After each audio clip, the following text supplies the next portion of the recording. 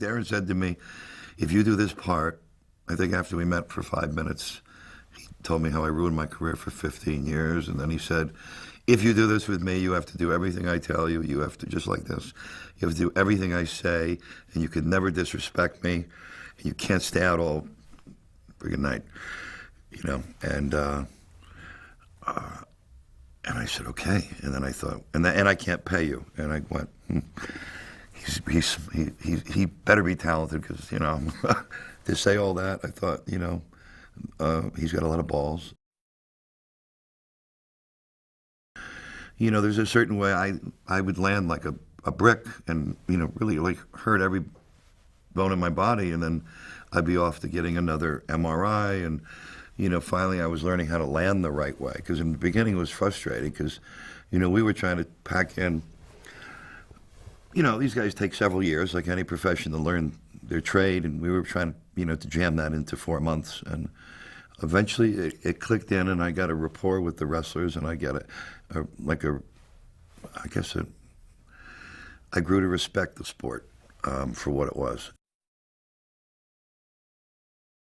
It's not like boxing where you go out and you really try to hurt somebody purposely. These guys get hurt, and I got to give them a lot of credit and love for this, because they get hurt because they feed off the adrenaline of the audience, and they, you know, they fly over the ropes, and they do land on, they miss the mats lots of times, and they, you know, or they take the hits with those metal chairs, and sometimes you get hit with the wrong angle. So a lot of these guys, when we did the research, you know, we'd Google them and look up where they are now. Most of them, you know, can't walk, and are, there's a couple guys who were actually paraplegics. They were really well-known guys. We found out about Lex Luger and, like, the, you know, the Iron Sheik. I mean, these guys, some of these guys can't even, you know, have trouble just, you know, getting up out of a chair, and so they really sacrificed their bodies for, like, just for the audience. They just got this love for the audience, and they live in the moment to hear all the screaming and yelling. We incorporated that move. I never did it right. I did it in the gym, and, you know, I'm falling all over the place. I mean, I kind of had it. It's when he's standing outside the ring, he pushes down, comes over, wraps his legs around the guy's neck, and then tucks and flips the guy over. So we were shooting this movie while live wrestling matches were going on. So in between, we'd go in and do our wrestling. So, you know, there's, you know, 3,000 to 4,000 people there, and I'm thinking, oh man, if I get, you know, if I end up like screwing this up, I'm going to look like shit, you know. And so I said, I got to nail this the first take, because I didn't nail it in any rehearsals at all. I came close 3 or 4 times. So I just thought to myself, okay, if you do it and you have the balls to nail it one time and get it, that's it. Darren's going to have to print it, and I'm going to go, I'm not doing it again. So I was able to nail it, and I was more proud of that than any of the acting stuff. So we nailed it on the first take, and it was like my birthday, you know. I get a call in Miami, and you know, he said, I got a song, and I said, okay, So I took Darren Aronofsky, who I don't even know if he knew who Springsteen was. I mean, he still listens to the Beastie Boys, you know, and brought him there, and Darren's like flipped out. He'd never seen like 80,000 people going crazy with carrying signs and shit in a giant stadium, and he's going, they really like this guy. I go, where you been? You know? So we watched the show, we went backstage, and I introduced the two of them, and then I said, Bruce, would you talk with Darren for a minute? You know, I went in the other room, and Darren was left with Bruce. Next thing, I was in another room, and Bruce had an acoustic guitar there, and he started playing for Darren the wrestler song. And, you know, the rest is history. Absolutely no respect for the sport at all. Actually, you know, being an ex-professional fighter, it was just a sport that I just thought I had no respect for.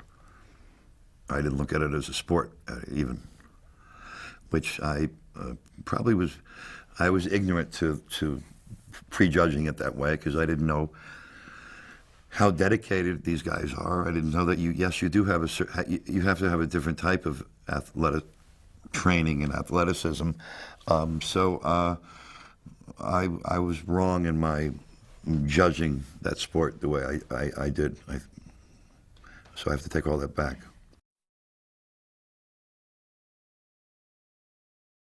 I'm very proud of the movie. I think it's the hardest movie I've ever made, and I think it's the best movie I ever made. So, and I'm glad I've told people earlier. I was so glad the day it ended because it was hard. I didn't get out of bed for 4 days.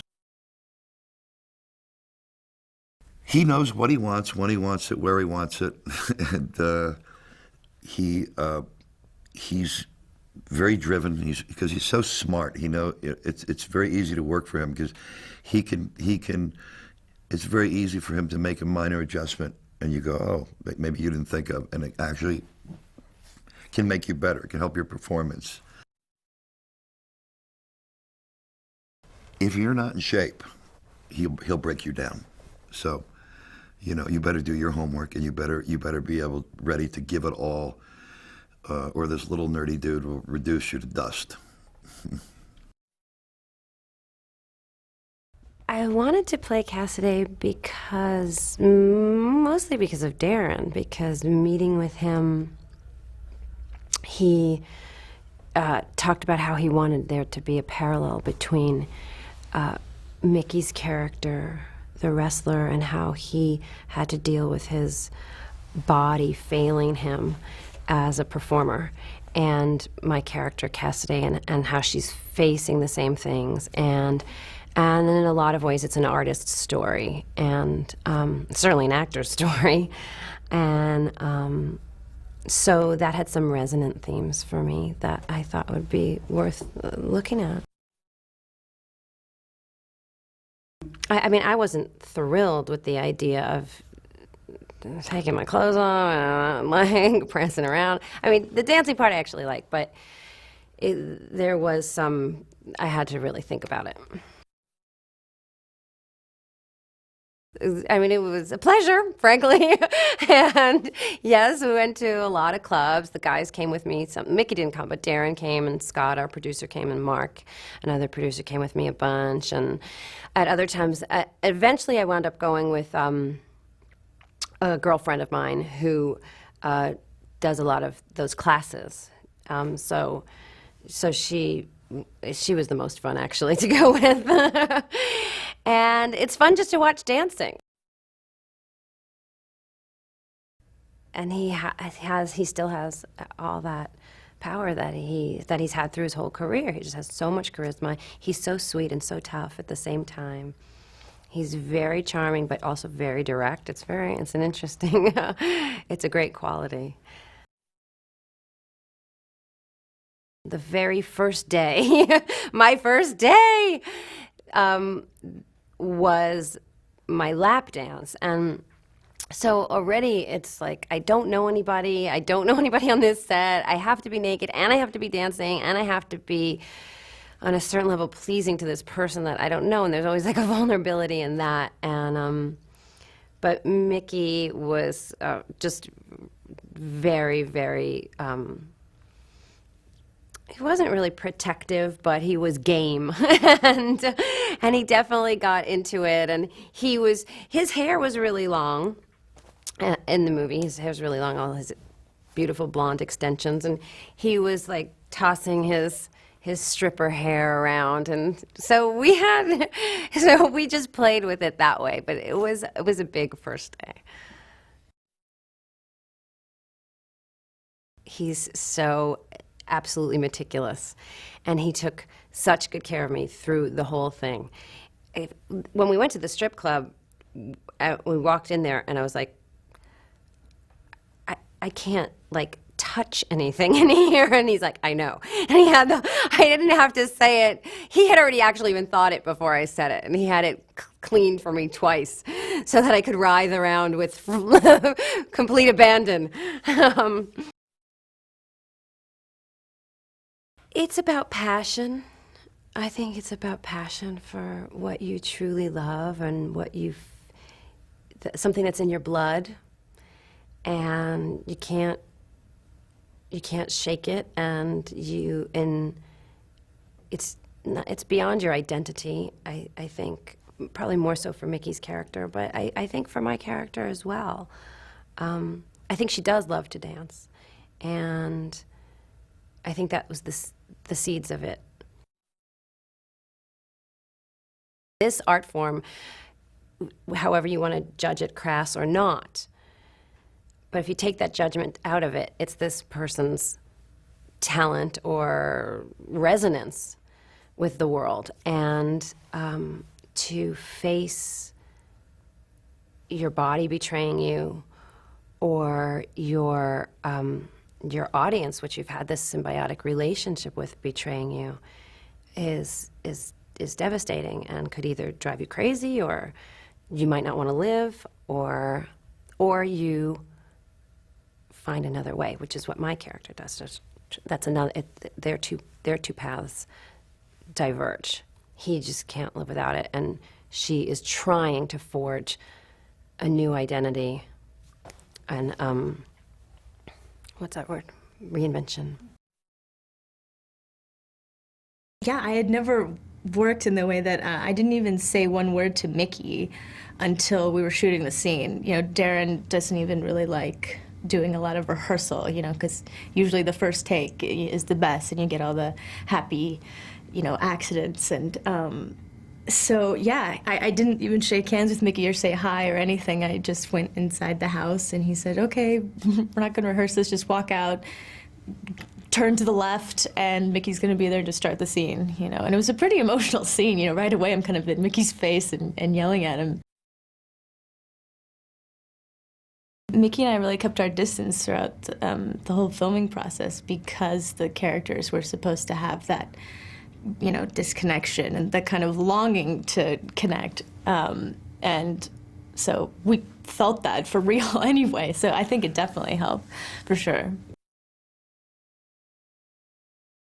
She's been hurt by him so many times, you know, she just can't handle it anymore. But I think you then see just how, you know, much of a scared little girl she still is, you know, and she just wants the love of a parent and to be taken care of so badly. So it's so easy for her to fall into, you know, the same trap with Mickey over and over and over again. And, you know, I think that's one of the things the film is about, is these two women that are so in love with the man that this character wants to be, you know, but there's no saving him. You know, he is what he does, and he's gotten to the point where that's the only place, you know, he can really function or be happy.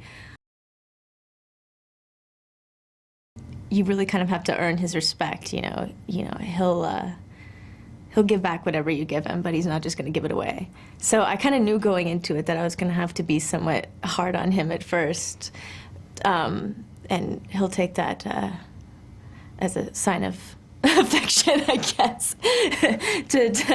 To get Mickey's respect, you just kind of have to go up to him and sock him in the face, and he'll be like, "All right, you're okay." So you really have to grab his attention.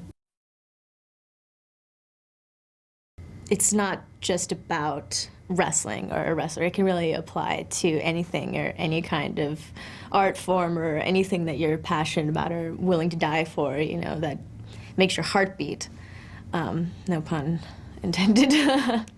But so I think that's why so many people respond to it. And there is humor in it. And, you know, anybody who grew up in the 80s or can remember it pretty well, there's so many amazing references, so I'm glad that people get it. Even if they're pulling punches or, you know, not really slamming their heads into the poles, they're still, I mean, they make it look easy and like they're light as a feather, but they are actually constantly just slamming their bodies on the ground as hard as they possibly can. And, you know, I think the scene with the staple gun really shocked me. There is a sense of competition, which is good for actors, you know. You know, I think people like Mickey and I really enjoy the competition at first because you just push each other and you push each other and you just keep seeing who can one-up. And then, you know, you kind of come to a mutual stopping point. We're like, okay, we're ready. And you know that you can throw whatever you want to the other person and they'll be able to handle it. So that's when you can really just go crazy and see what happens. And, Darren just loved, anything that wasn't planned. That's his favorite stuff. I don't think anybody else could have done the part except Mickey at all. Yeah, it's his part completely, and I think he's the only one that would have, being where he is in his life, just give everything to that part, and that's what needed to happen, and he did. I haven't been so impressed with an actor since I can remember, really. I'm just proud of him. I think, if anybody deserves it, it's Mickey. It's a classic. It is. It's a classic performance and a classic story, and I think it's going to be around for a while. It's going to be a movie that people always talk about. Remembering, legendary performances. I think Mickey definitely made his mark there. As soon as I cast Mickey, I started to look at him as what type of actor he was, and I wanted to create an environment, a sandbox, so that he could play as freely as he possibly could. So I kind of studied what made him tick and how he liked to work, and then I developed a visual style out of it. It's an interesting film because it has the athletics of a sports film, but it's also really a character study and a drama story. And it's been, so both my dad and my mom are able to enjoy the film for the first, one of my movies for the first time. Everyone, when you talk about wrestling, they say wrestling's fake. And it's fake in the sense that there's a plot and the, performers know what's going to happen at the end of the match, but is it fake when you're a 260-pound man jumping off of the top rope and landing 10 feet down on concrete? No matter what you do to try to not injure your opponent, you're putting yourself, your opponent, at risk. So physically, these guys, do incredible damage to their bodies. I mean, way beyond what professional football players or professional baseball players do to their bodies. You don't have to be a fan of wrestling to enjoy the film. It's really about any athlete or any person who uses their body as their way of making money, from being a dancer to, to being an athlete. At a certain point, you wake up and, you can't do what you used to be able to do. And what do you do if that's how you make money?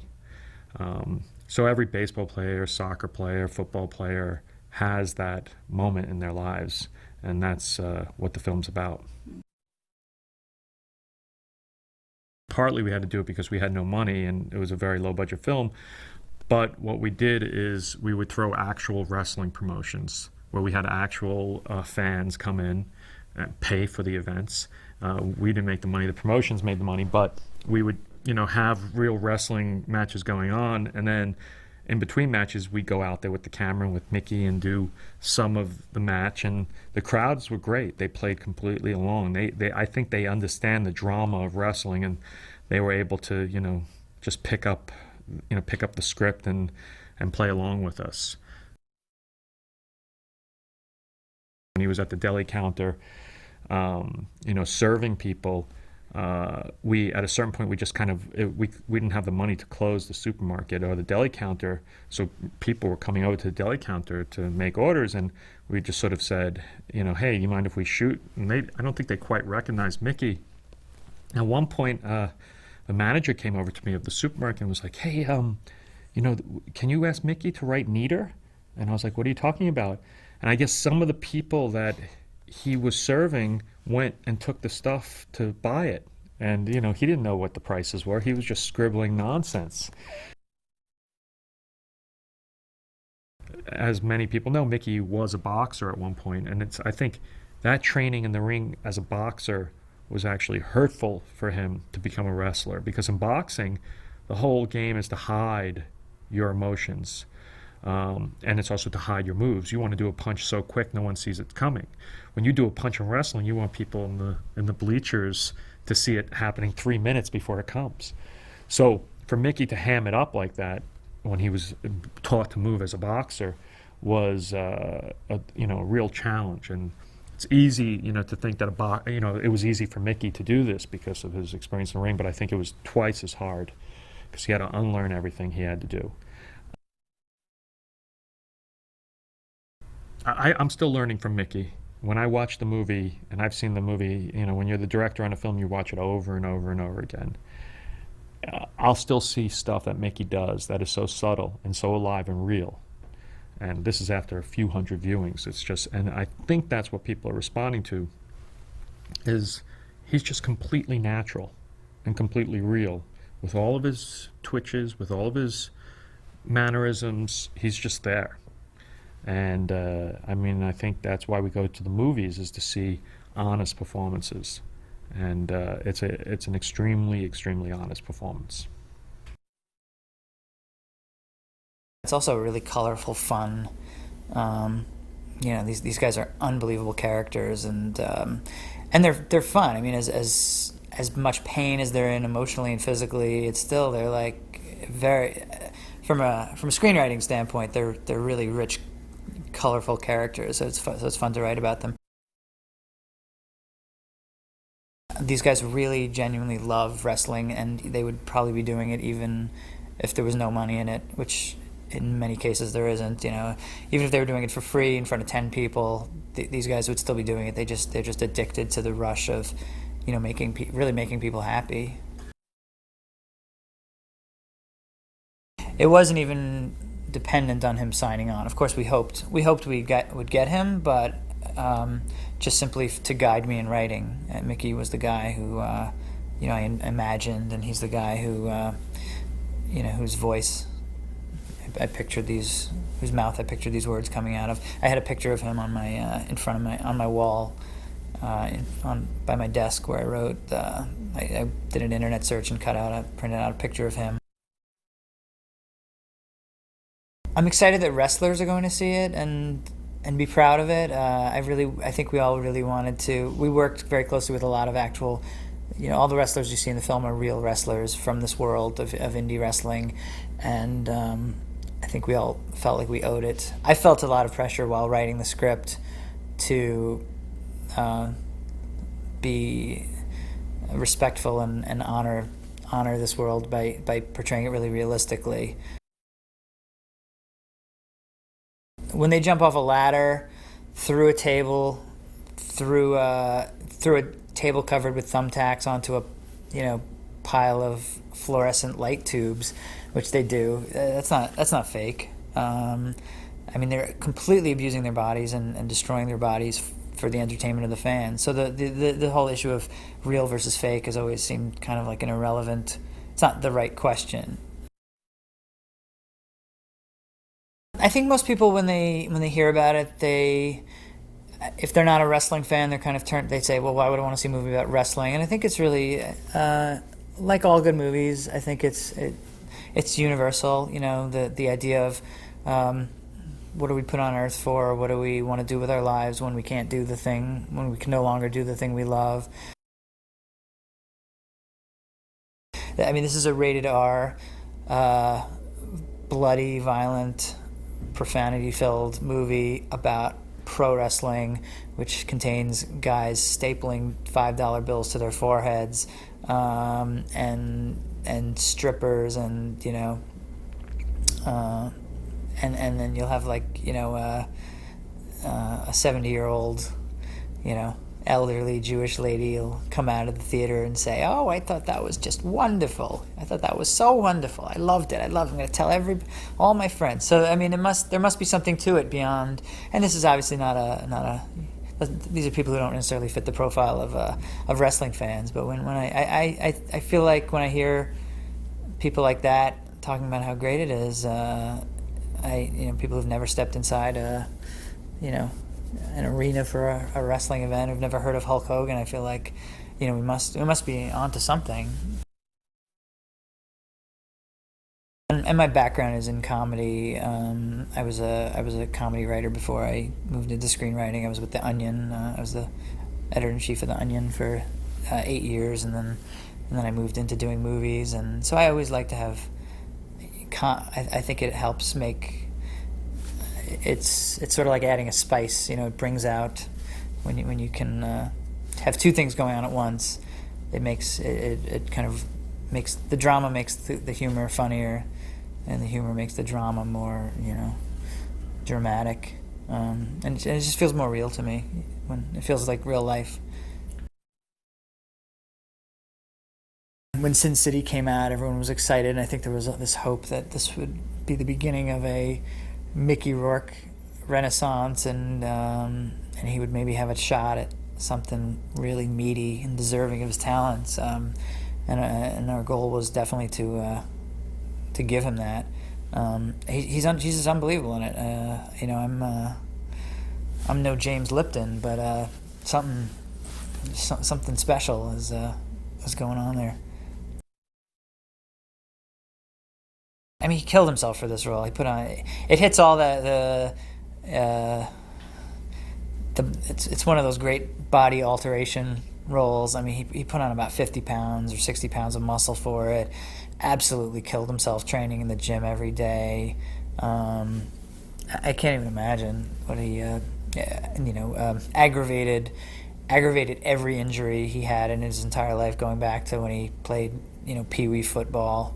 If there was a knee he twisted, he retwisted it on this movie, and then on top of that, he added a bunch of new additions to the collection. So, and I think that definitely, but by the end of the movie, he was limping. If in the beginning of the movie or the beginning of the shoot, he was limping in character, by the end he was just limping as Mickey. That's also part of the camaraderie, what you see in the locker room. And them talking through the matches, you see them talk through them sometimes, and it's really about them protecting their opponent, which is a fascinating thing that that you don't take into consideration. When it looks as if they're really hurting their opponent in the ring, they really take care of their opponents and hurt themselves. Most of the pain they inflict is on themselves, and really protect their opponent or their partner that they're wrestling against. There was definitely concern of it coming across as jokey, as a lot of the films have come across that have been about professional wrestling, and we wanted to make sure to not fall into that category. We researched it extensively to make sure we didn't fall into that world, but we also embraced it a bit. We embraced some of the humor and tried to infuse some of our own humor into the life of Randy the Ram and the film. And I think in putting the humor in the places that we wanted it, I think that helped to deflect some of the humor that other people might have taken the film for and taken a shot at the film, which we of course wanted to avoid. And I think fortunately we did quite well. After we shot the first wrestling sequence, we knew we had something special. I think there was a lot of anxiety going into that, because the way we were shooting the wrestling sequences, we were shooting them with real wrestling promotions, live audiences, real wrestlers, no stuntmen. Mickey was, we would have the promotion come in and do 3 matches of their own, and then we would come in and do our match, and then we'd come out and they'd do 3 more matches of their own, and then we'd come in and do our match again. So there was a lot of anxiety going into that, of Mickey doing this sport that he had only been training for about 5 months, and in front of a live audience, and for the first time, and having never done it with a camera in the ring. It was pretty nerve-wracking. But after shooting that first sequence, when we went backstage and we shot the backstage stuff, and then Mickey came out of the locker room and into where the rest of the wrestlers were, and they actually started applauding for him. That applaud was real wrestlers giving Mickey Rourke a genuine applause for his wrestling performance in the ring. That wasn't scripted, or that wasn't actors applauding the character. That was real wrestlers applauding Mickey for his performance. And I think from there, Mickey's confidence in the ring and his connection to the character that he had already had, but it was really given an exclamation point at that moment. I think they had a lot of connections they had a connection in what they were both doing, in that she's playing an aging stripper who is using her body to earn a living, and he's playing an aging wrestler who is using his body to also earn a living, and they're both kind of at towards the end of their career and doing both.